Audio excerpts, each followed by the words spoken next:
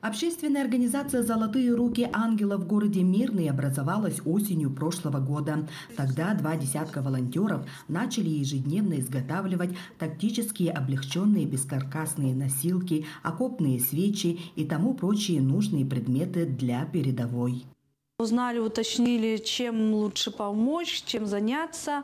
Также начали, получается, шить медицинские подсумки, сухой армейский душ начали делать, подсумки на носилки, плащ-палатки начали отшивать. Сейчас только вот пробные делаем, после пробного проверим. Ну, ткань проверена, она не промокает никак.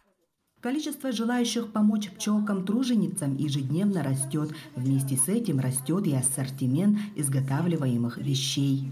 Очень нравится, вот к нам ребята с СВО приезжают и по много берут, по 20, по 25 берут вот таких тактических аптечек. Это первичная помощь сразу. Значит, здесь у нас она тоже такая вот раскладывается, мобильная. И очень много сюда может войти. Здесь, значит, у нас кармашек для ножниц. Тоже фиксируется она на любой пояс, одевается. Очень много кармашек разных.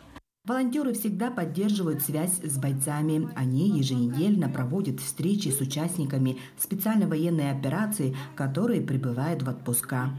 Волонтерским штабам вообще огромное спасибо. Все ребята довольны. Всем, чем могут, помогают волонтеры. От всех своих ребят, они все передают большое спасибо, что есть у нас такие люди, которые не забывают и семьям помогают. В отпуск вот сейчас приехал, да, сейчас, конечно, отдохнувши с новыми силами, поеду. А ребята ждут тоже хотят все в отпуск. Военнослужащие в ходе встречи ознакомляются с продукцией, изготавливаемой волонтерским движением, и всегда высоко ценят труд и вклад волонтеров в помощь бойцам, находящимся на передовой. Также каждый из них дает дельные советы, чтобы волонтеры понимали, чем именно они могли бы помогать дальше.